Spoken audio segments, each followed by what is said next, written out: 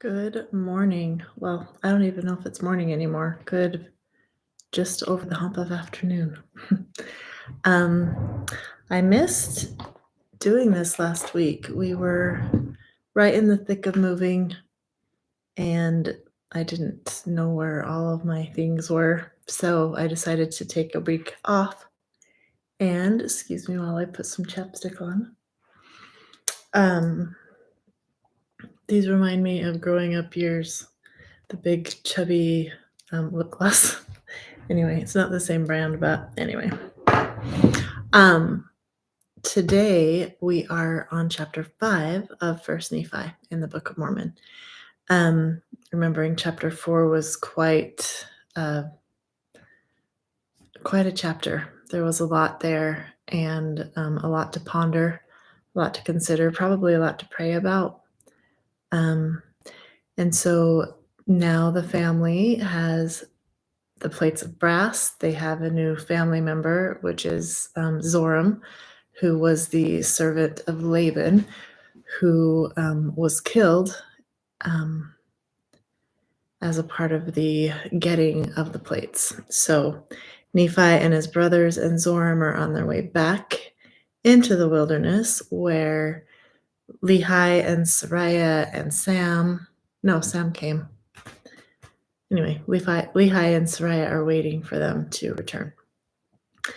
The overview, I don't remember if I've read the chapter headings before, but I'm going to read this one. So in chapter 5, Sariah complains against Lehi. Both rejoice over the return of their sons. They offer sacrifices. The plates of brass contain writings of Moses and the prophets. The plates identify Lehi as a descendant of Joseph.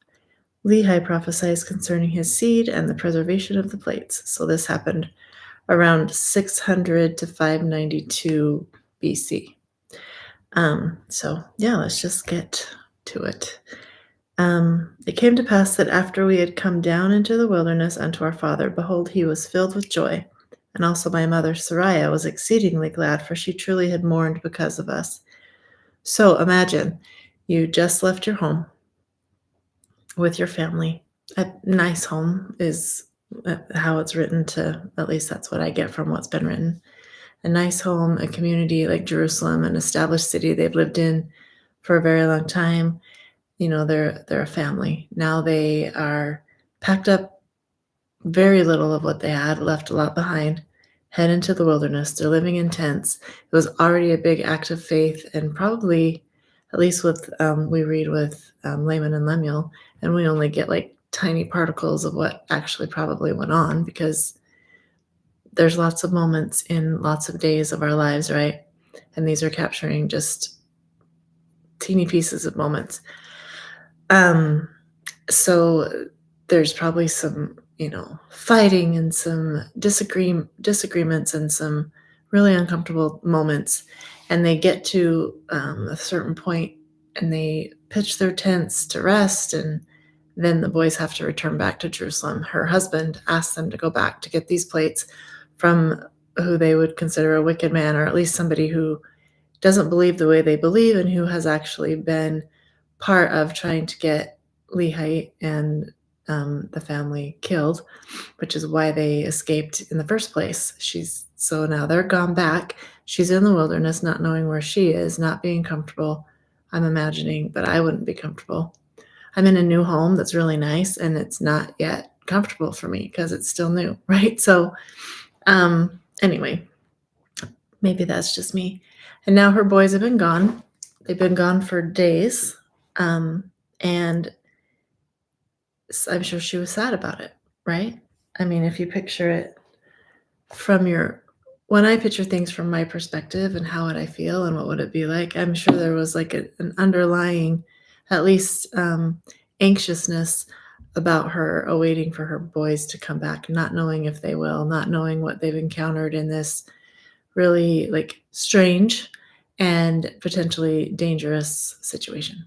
So she was exceedingly glad when they arrived, as was Lehi, and because she had truly mourned because of them. For she had supposed that we had perished in the wilderness. I mean, just imagine the dreams that you would have, if nothing else, of your boys dying in the wilderness, whether it's wild animals or wicked people or whatever. And she had also complained against my father, telling him that he was a visionary man. I mean, I've never complained before, have you? Just kidding.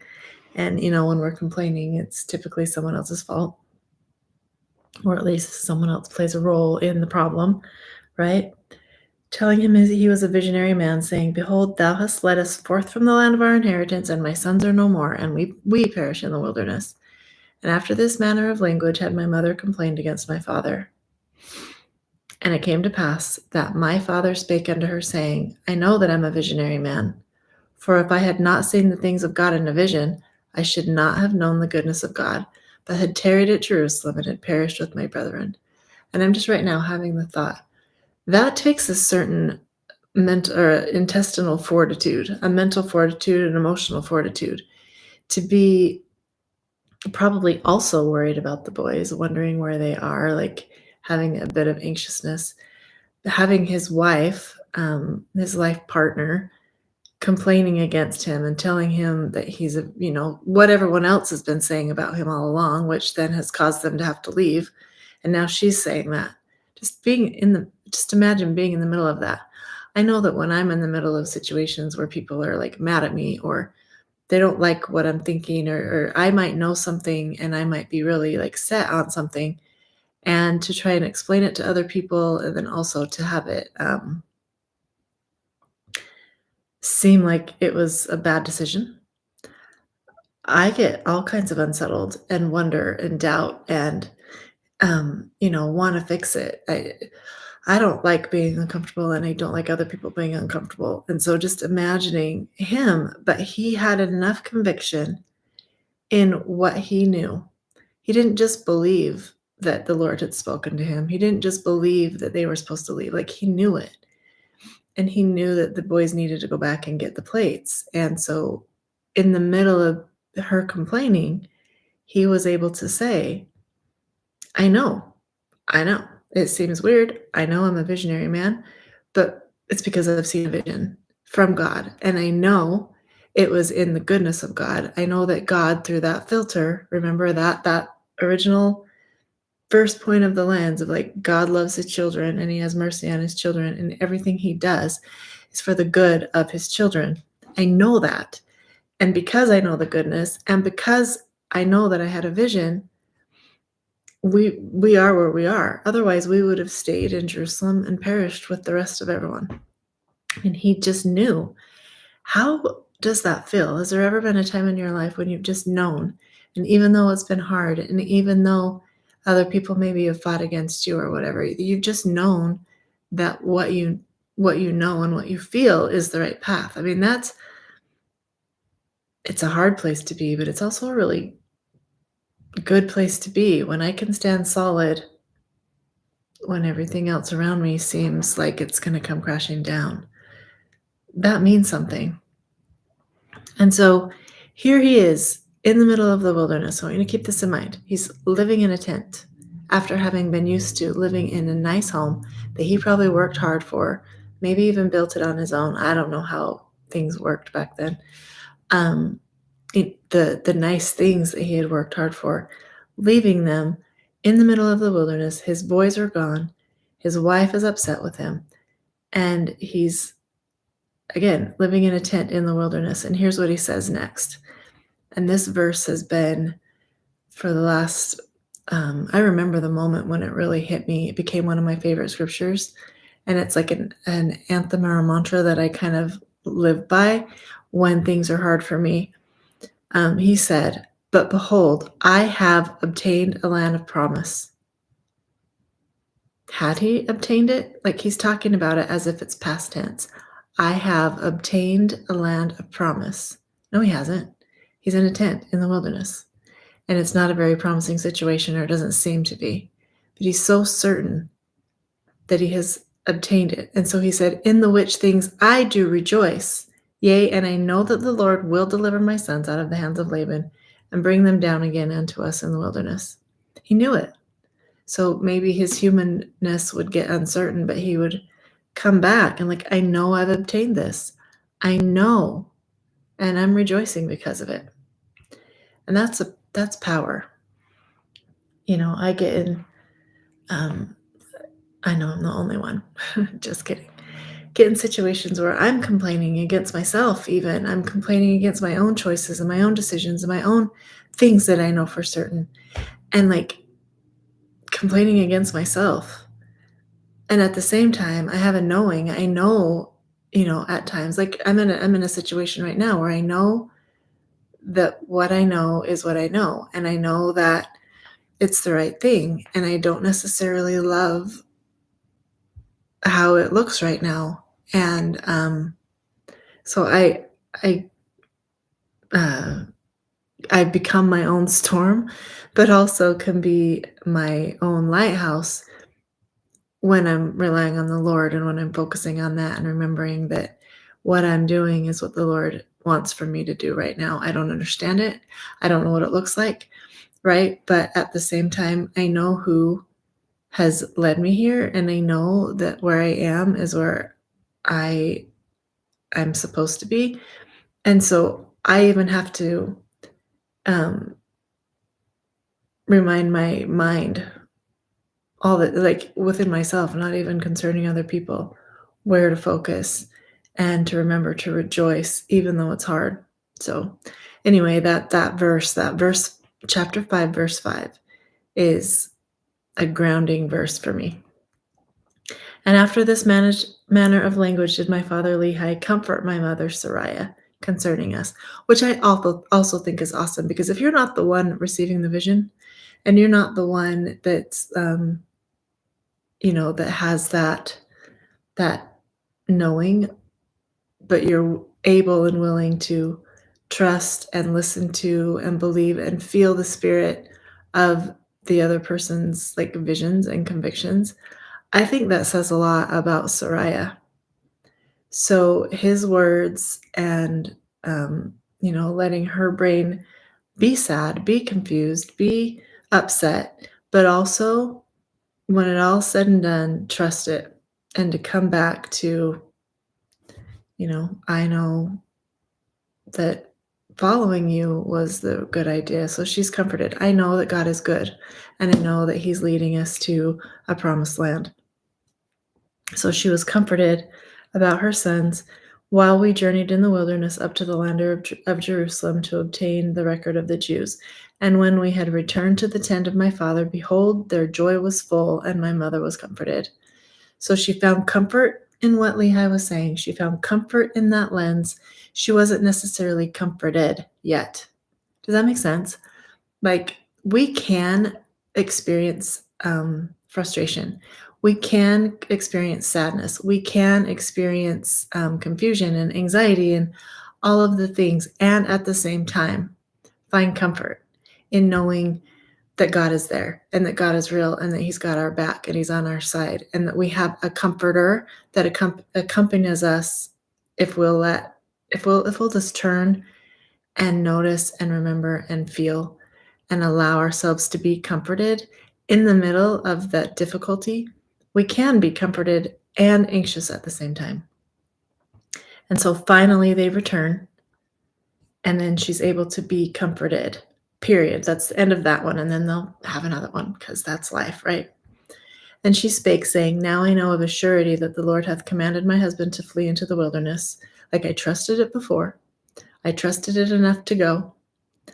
I trusted it enough to live in this tent and to let my boys go and all the things. But now I know of a surety that the Lord hath commanded my husband to flee into the wilderness. Yea, and I also know of a surety that the Lord hath protected my sons and delivered them out of the hands of Laban, and given them power whereby they could accomplish the thing which the Lord hath commanded them. And after this manner of language did she speak. And it came to pass that they did rejoice exceedingly, and did offer sacrifice and burnt offerings unto the Lord, and they gave thanks unto the God of Israel. And that's something that I get to remind myself of often. In fact, it's something I'm reminding myself of in this very moment of reading this to you and having this conversation basically with myself and with anybody who is listening, that I can feel sad and frustrated and unsettled and displaced, or any of the emotions that I have been experiencing over the last um, several months. Um, and I can beat myself up about that. And I can feel guilty and I can feel wrong and I can feel like a bad person because I know that the reasons why I've chosen to go through these things are good reasons, and that God is on my side. And so I can feel guilty for not just fully being happy or fully being comforted or fully being like gung ho about things, because I can do both. I can feel both. I can be human and I can trust God. If I lean more unto trusting God than into my own than unto my own understanding, then I'm winning, I guess. And if I can land in the trust, then getting caught up in the wind. Do I want to be caught up in it all the time? No. And I don't think that my goal is to stay, like this all the time. But if I can allow myself to be human and to feel the feels, and also to remember where my solidarity is, and who's got my back, and allow myself to be comforted throughout the process until I know for certain that I've hit a benchmark or a mile marker, it helps me to look forward to the next thing with more certainty and with more courage. But also, I don't need to beat myself up. I can know that I'm on the right path. Does that make sense? Maybe I know I'm speaking to myself right now, but maybe there's somebody else that can relate. And again, verse 9 that we just read, I think a big part of the key of that, a big part of the key of being okay and like actually able to put a pin in it and to cross the Rubicon, or, to have that mile marker, is that gratitude and the ability to rejoice and give thanks. And after they had given thanks unto the God of Israel, my father Lehi took the records which were engraven upon the plates of brass, engraven upon the plates of brass, and he did search them from the beginning. So not only like, oh, awesome, I have the plates, yay, done. He's like, no, I have the plates for a reason, and now my next work is to search them from the beginning. And he didn't wait, he started immediately. And he beheld that they did contain the 5 books of Moses, which gave an account of the creation of the world, and also of Adam and Eve, who are our first parents, and also a record of the Jews from the beginning, even down to the commencement of the reign of Zedekiah, king of Judah. I didn't recognize this until recently, that my understanding, because of the Book of Mormon, and because of this record that was written from the record that, they brought forward with the plates of brass and et cetera, my understanding of the creation and of Adam and Eve even,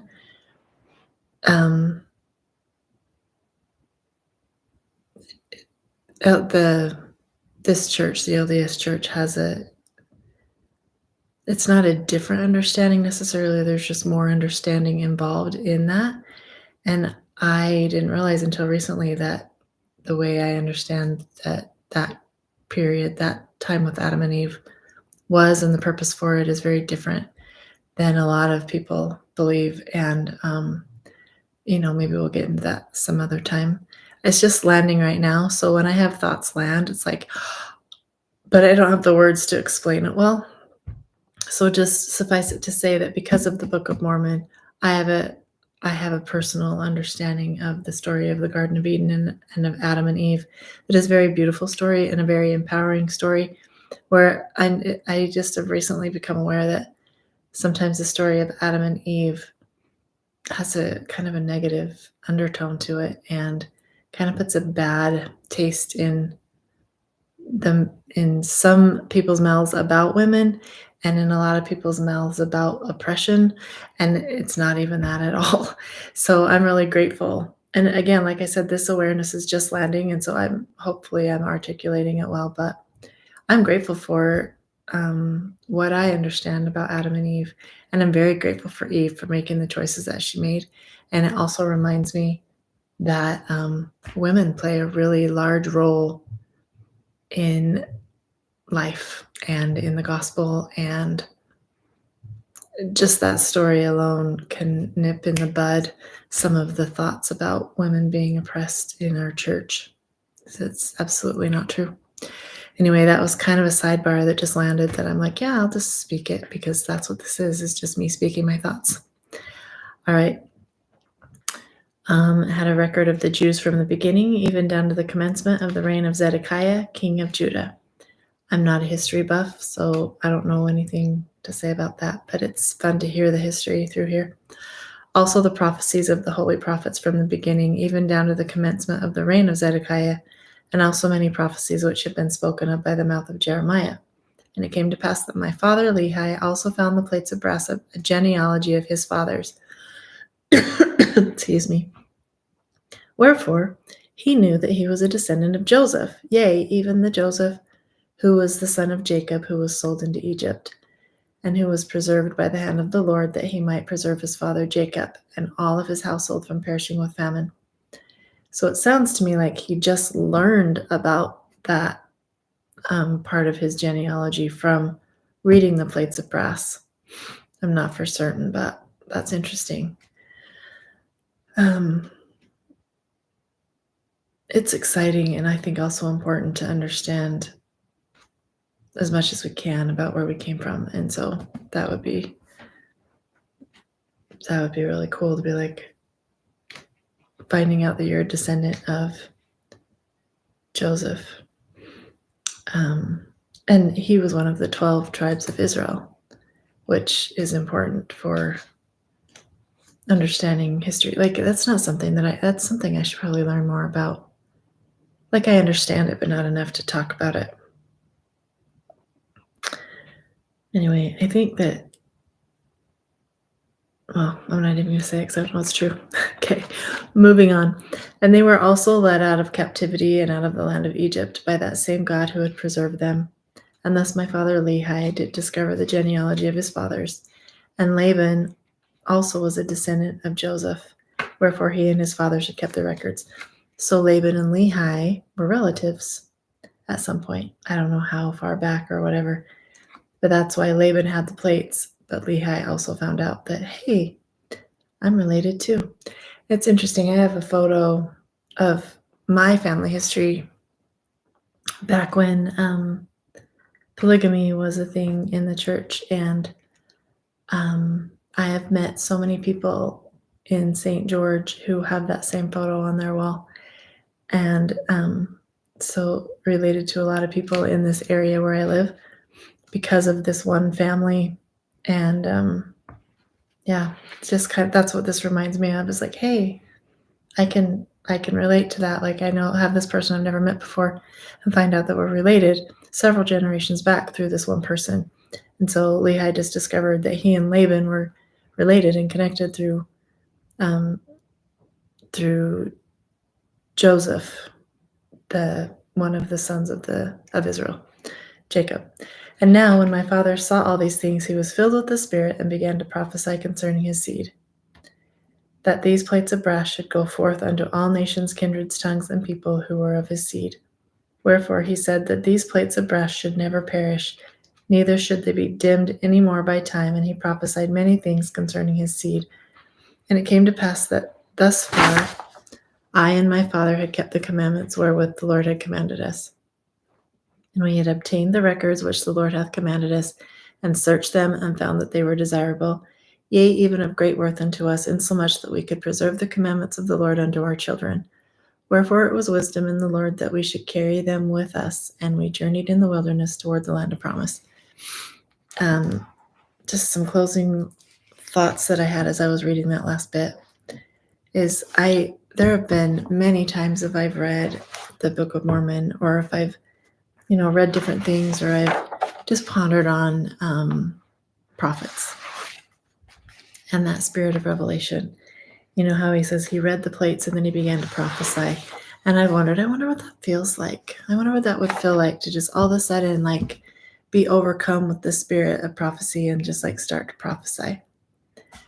And I still would wonder what it would be like to prophesy, like to be in a role where you have some authority or or keys. I'll say you have the keys to be able to prophesy for a group of people that you preside over. I mean that would be, I imagine, overwhelming, but also really fascinating and also really like empowering. But as I was reading this time, I'm like, I don't necessarily need to wonder what that would feel like, because I think that all of us have times when we have personal revelation, whether we recognize it or not, whether we're even willing to admit it or not is another story. But I know there have been times in my life when I have had the spirit of prophecy, and I've had like times when I even just right now with these thoughts that I'm having, because I opened the Book of Mormon and I read it and I invited the spirit in and let myself settle into the words. My mind is being open and I'm having new awarenesses, and it's like a sense of personal revelation. And I imagine it's something similar to be a prophet and have those moments. I think I'm not at all trying to compare myself to Lehi or to any prophet of God who's been called to be a prophet of God. Um, I'm sure there's a lot of fine tuning, a lot of practice, a lot more to it for a big purpose. But I also don't want to discount the fact that God is just as aware of me as he is of any prophet, and that he has promised that he will speak to me and that he knows me and that he will guide me. So of course I experience personal revelation. Of course I have the ability to have him open my mind and to help me understand and learn things that I didn't understand and learn before. And that is, I believe, the spirit of prophecy. Am I telling the future? No. But do I know that where I have been has been for a wise purpose of some things that I don't understand yet? And do I have a firmer understanding that one day I will understand it and that I'll know why, I've taken the steps I've taken, and that I've felt the things I've felt, and that I've struggled with the things I've struggled with? And just receiving new understanding of a verse or a chapter that I've read several times, and adding to my awareness and my understanding of God's purpose. I think that's the spirit of revelation and the spirit of prophecy. And yeah, it's beautiful to me. And so, yeah, I have experienced it. And that's one of those things that I'm just really grateful for. And that's one of the reasons why I decided to do this through this modality, because I knew it would motivate me to have these moments with myself, to not only read and ponder, but also to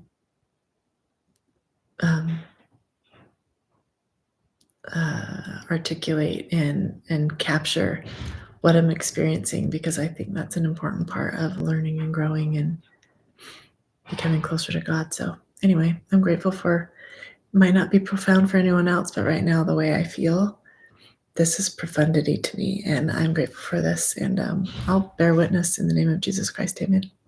Anyway, thanks for tuning in, and I will see you next time. Bye.